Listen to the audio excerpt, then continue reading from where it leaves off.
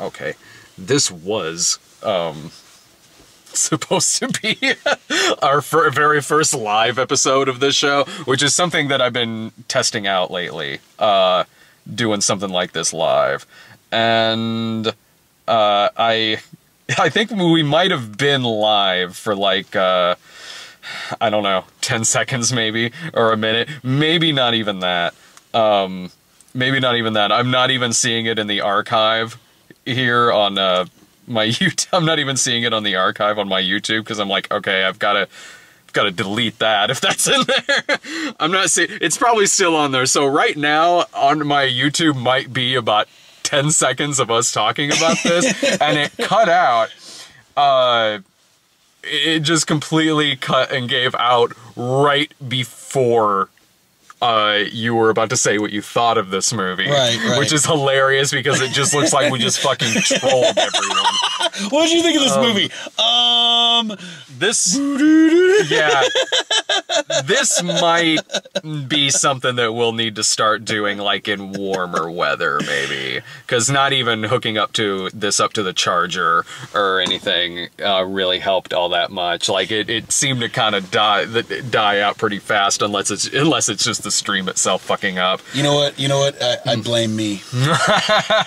I'm back, and here it is, just, suddenly, But you had to be here at this one, though, because like I said in the 20 seconds of live material that we had, you love two things in this world: Warcraft and your fucking country.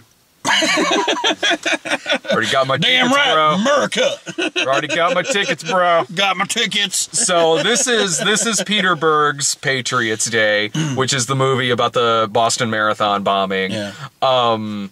So what'd you think? Do you want to go first? Yeah. I was just mostly unamused. I thought there was a lot of stereotypes in this movie. They showed the terrorists, and of course they're all Muslims. Well, yeah. Well, I know that these particular terrorists were Muslims, but it's just that the whole thing is, nowadays, we live in a world where we equate terrorism with Muslims, and that's just not the case. And I just hate it whenever things like that are encouraged. I don't think this movie did that. I think this movie was really just showing what happened in this situation. And in terms of the characters being Muslim, they do have a collection of... The movie does have a collection of people of all different kinds in Boston who have come together to find these guys. When the interrogation is going on, it's also being done... The interrogation is being done by someone who is a Muslim. Actually, no, she wasn't. In fact, that was the whole point. She took off the I think it's called a shirka. Oh, I didn't know that meant that she wasn't one. Well, she was taking it off, and she was just saying she knew. She was like, yeah, she saw right through it. Oh, that she. Oh, well, yeah. I didn't gather that from the scene, but I didn't. I mean, maybe you're right, but again, I didn't think that this movie was hateful. To me, this was just a movie about coming together to get these guys. Okay, so you got that, and then you got the Asian guy that nobody can understand. But that's how that guy talked. Like, when it shows him in interviews, that's how he talks. I mean, I guess that's true. He was in the... No one's going up to him and saying, like, I don't know what you're saying, just do my math. Like, no one says that to him. Like,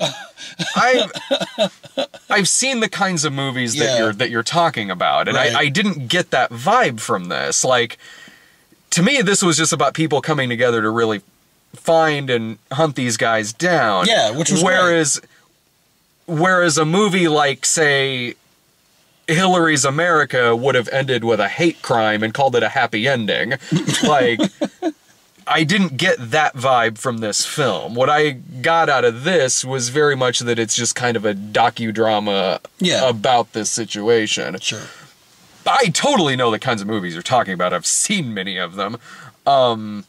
This wasn't something like God's Not Dead, to me anyway. Like, where it's very us versus them. If you're not us, then, you know, verbally abuse your wife, or you beat your children, or you're gonna die of cancer, or some shit like that. I didn't get that here. And in fact, one of the interesting things about the movie was you spend a lot of time with the two brothers in this, in which they're like Dumb and Dumber. Like, they're like, dude's talking about his Bluetooth and shit. More like Psycho and just college bro. Psycho and Ted Theodore Logan. Which, again, from what I understand, fairly accurate. If Ted Theodore Logan knew how to make a pressure cooker.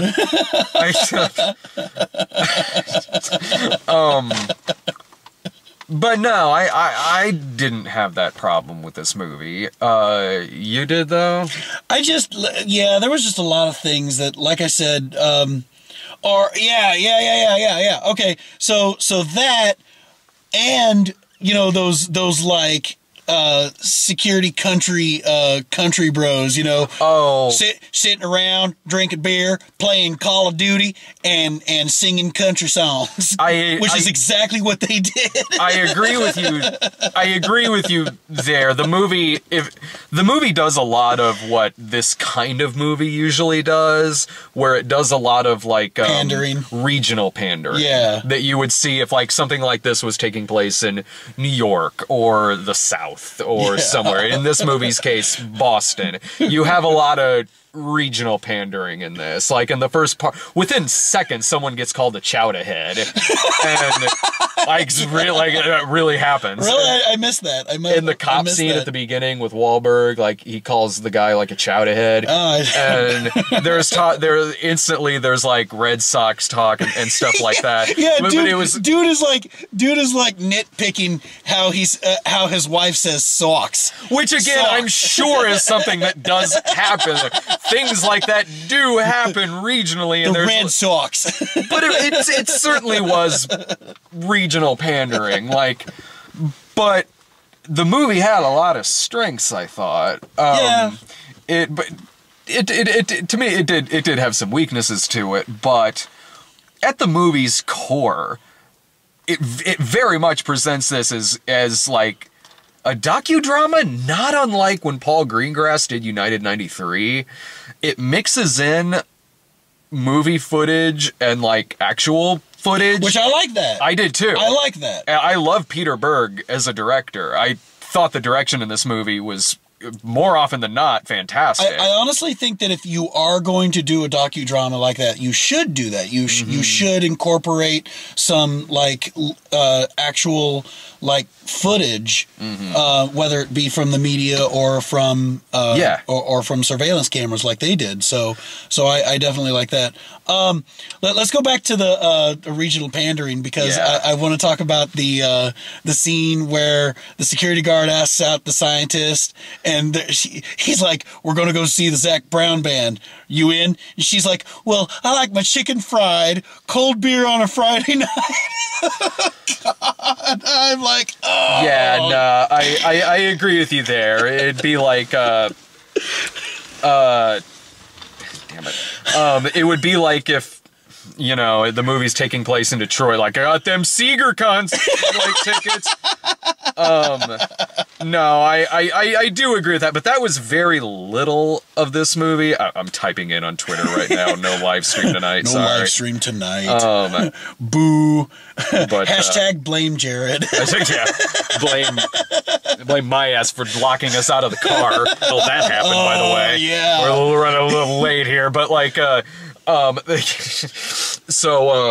anyway, no, like I liked that a lot of minor characters were given a little bit of backstory in this. Sometimes that worked for me. Other times, I could have taken or leave. I will say, as the movie went on, I got to thinking to myself, why are we even worried about this Asian guy? What has he got to do with the story? And then he was kidnapped, and I'm like, Okay. Yeah, I enjoyed that. I liked that. I liked spending a lot of time with J.K. Simmons before he really comes into the action that's going on. Fletcher. I enjoyed that the movie really is almost like watching like a procedural in a way. Like, we see the event as it happens. It mixes in actual footage with fake footage, and it is violent, but it's violent and bloody because it has to be, not because it wants to be. Yeah. And there's a difference there. Like, it tugs at your heartstrings. I don't mean necessarily that, but I mean, like, it's not. If Mel Gibson directed this, it would have looked like Cannibal Ferox suddenly happened in the middle of the street. But oh my god! Like, now, if Mel Brooks had directed this, it would be way more offensive, but it would be hilarious. It's a very funny movie. Didn't know they could get comedy out of this, but like, it's really showing how the FBI comes into it, who's Kevin Bacon, and the makeshift center that they set up to basically, with chalk and tape, map out the city itself on the ground and try to determine where these guys went. And one thing that I really liked here was the fact that it does incorporate actual footage into the movie. The guys they got playing the two terrorists were... You mentioned that. Holy... Like, I leaned over to you and I'm like, did they break him out of prison just so he could play himself? Like, that seems risky. Right. Hell, just wait until it comes out on DVD. They'll probably get it in prison and he'll be like, holy shit. Yeah. No, the guys they got playing, the brothers, are identical to how they looked in real life. Can I just do a classic Jared moment? Kevin Bacon was in this? Yeah. Wait, you didn't know that? I did not notice. He was one of the main characters. I did not notice. You didn't know that was him? Which one was he? He was the FBI agent, the one with the glasses. Oh. Yeah. Yeah, no, I guess it's makeup or something. I just did not notice. There really wasn't. It was Kevin Bacon. He just had this, Superman and Clark Kent. I'm sorry, I won't be that asshole. I'm sorry. Why not? You usually are. I've grown in my ears. I've mellowed out a little bit. In a lot of ways. I don't know. I guess maybe it just was too enthralled. Yes, I was just so enthralled in this movie. I thought it was a suspenseful movie. I said, the scene, like I said, while we were waiting for the tow truck. Yeah, we did kind of review this already. I was entertained during the gunfight scene. And it did get suspenseful while they were searching for them. It was cool. It was cool. Mm-hmm. It's just, I don't know. I just felt like they could have done without the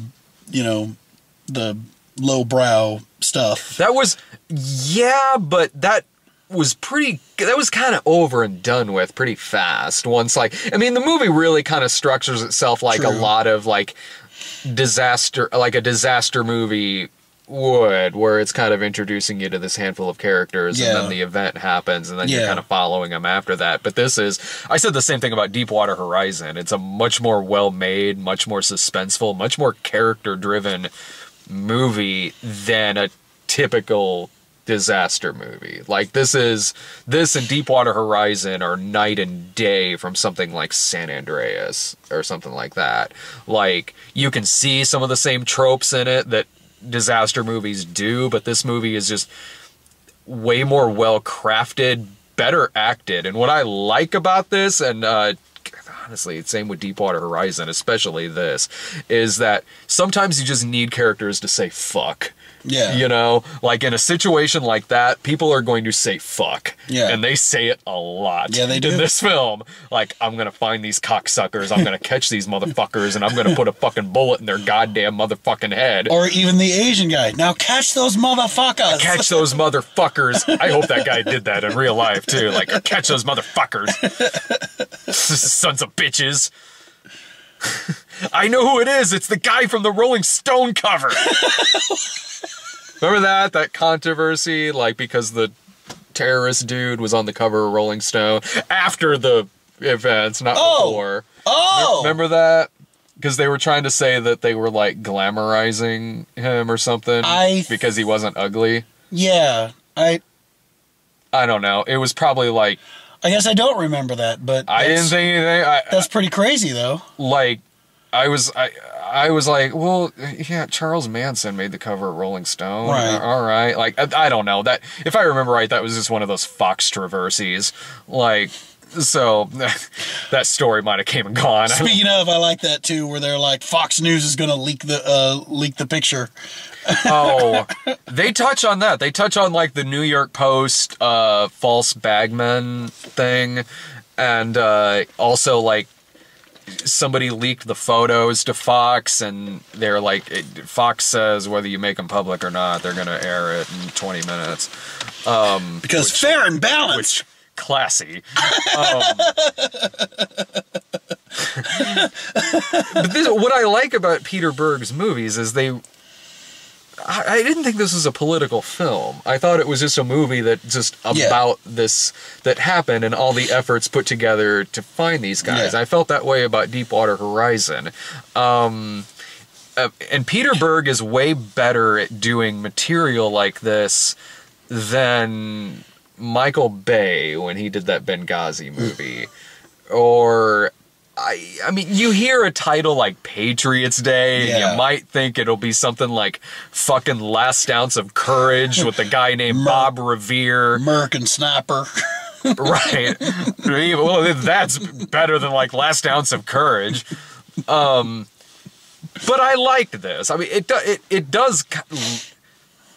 This is a thing that I don't like about a lot of movies like this, and I get why they do it, but it's not a thing I like about movies like this, which is that the last 10 minutes of this movie literally turn into a documentary. Yeah. I love that too, that there was this big group of people that left, and I leaned over to Brad and I was like, oh, hey, look, they're going to leave before the crowd.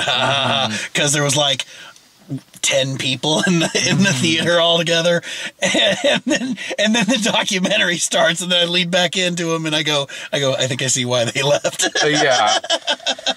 Like, I understand why they want to do it. Yeah, they want to show that there was real people. I get that, but there are documentaries you can watch. Yeah. Like, you can have a featurette on the DVD. Like, I mean no disrespect by this at all. I don't. I get why it's there. It does.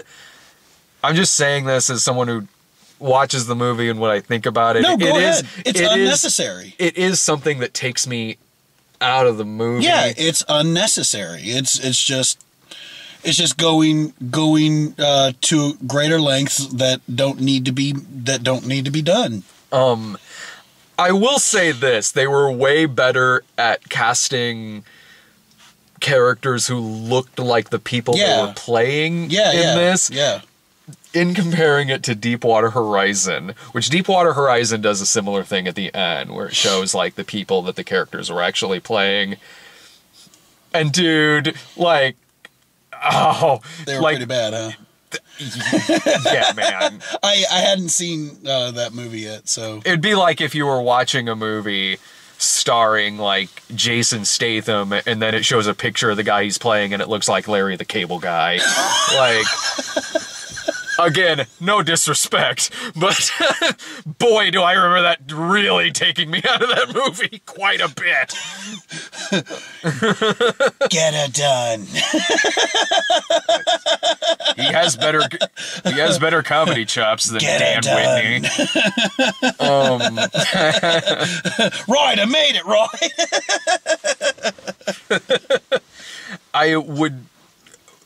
Was there anything else you liked or really disliked about this? No, I mean it was overall, like you said, it was overall pretty mediocre movie. It wasn't like anything like. I thought it was above mediocre. Oh, okay, well. No, I really enjoyed this. Adequate. I was entertained. Like, I mean, the little stuff at the beginning with some of the pandering, and then like some of the stuff towards the end. Yeah, but 90% of the rest of it, I thought it was taut. I thought it was well made. I thought it handled this situation very well. I loved seeing the procedural and how all of this evidence and everything comes together to find out who these guys are, where they're walking, where they're going to. I enjoyed that about this movie. I thought it was a really well done, suspenseful film. There's little gripes I have about it here and there, but I mean, you know, it's not, again, it's not something like fucking Last Ounce of Courage with that, like, well, maybe that's the difference is that you have recently seen some really bad movies.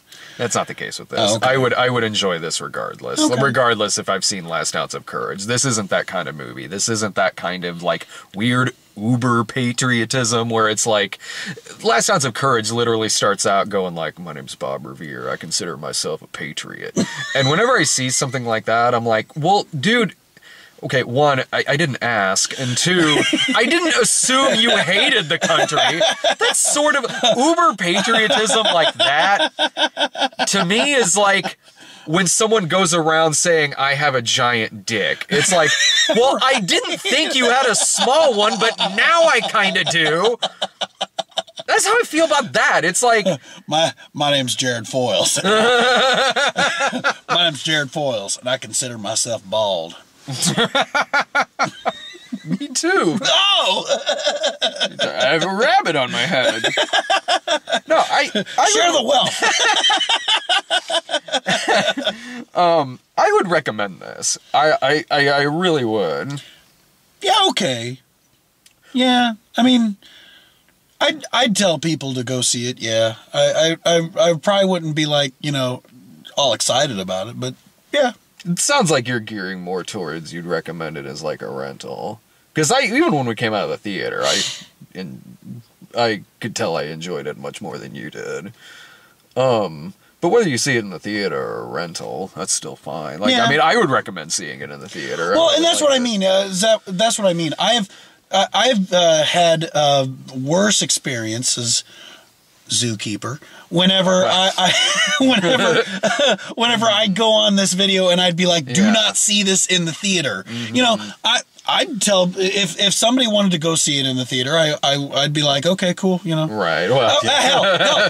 Either way, if you were stupid enough to give something like Zookeeper your money in the theater, then yeah, okay, good for you. But you know, if you like Deepwater Horizon, you'll like this. If you like United 93, you'll like this.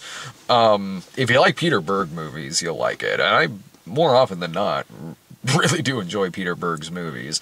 I could understand why you wouldn't want to see it. I mean, this only happened a few years ago, and I understand why people aren't quick to go out and see a movie like this. I've never had a problem with that. Like the whole too soon thing in terms of movies.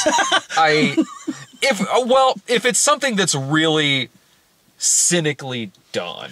Right. Yeah. Yeah, now you got it. Now you got it. I mean, like...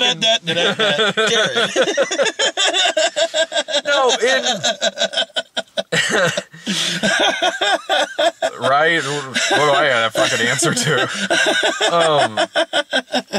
Except our Lord and Savior Jesus Christ. So, when something... like, overall, I don't have a problem with a movie like this. I don't really have that blanket too soon thing in terms of movies like this. The only time where I would really is if it's just something that's really cynically done. Mm-hmm. Like, and look, all movies are made to make money, certainly, and movies about true events in which people died have been happening for 100 years. It's not any kind of new thing. But there's a difference between a movie like this and... Remember the O.J. Simpson story? That TV movie that was made, like, I think while the trial was going on. Yeah. It was an Alan Smithy movie. There's a difference between something like this and something like that. Right, yeah. And so, no, I would recommend it. I totally recommend this movie. Yeah. Want to talk about trailers? I don't even remember what trailers we got. See, we got Fast 8. Yeah. Which there was one moment in that trailer that kind of made me chuckle. Was whenever the submarine popped out and Vin Diesel goes, "We're gonna need a bigger truck." I'm like, Jaws reference. Hey, all right. I've enjoyed most of those movies. I'm sure I'll have fun at that one too. I will say that franchise. I feel like that franchise has gotten better as it went on. You know, it has. It's more of an action movie and less of a street tuners. I think porn. I think it's still that. You think it is? To an extent. One thing with this trailer, I'm like, I get it. You all consider yourself to be a family. I get it. Right. 3 times they dropped that in this trailer. Yeah. I get We're family, Dom. I We're get it. Dom. We're family. Fuck. Oh, and speaking of Vin Diesel, another trailer we got was Triple X. Yeah, boy. Yeah. I don't want a bunch of suckers. I need the extreme. The insane and the... Save the world, get the girl, and look dope while you do it. The fuck, 2002. I'm glad to see you come back. Let me just dig out my frosted tipped hair while you're at it. My extreme snacks. Ooh, where's your Crystal Pepsi? That's way earlier than it'd be Pepsi Blue, my friend. I don't remember what else we got. Really, I just mainly talk about trailers with Sarah because she always writes them down on her arm. I don't remember what the fuck else we got in front of this. Let's see. Oh, the Great Wall. Oh yeah. That looked really good. I'm down, man. You gotta wonder how much of that is like a true story. No, I was gonna be like, say like, you gotta wonder how much of this movie is like a sales pitch for Trump's wall. You gotta keep the monsters out. That's why I leaned over and said, "They'll take our germs." I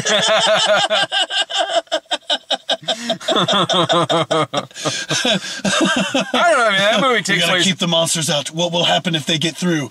They'll take our germs. This is way different. This movie takes place years ago. It takes place like in the 70s.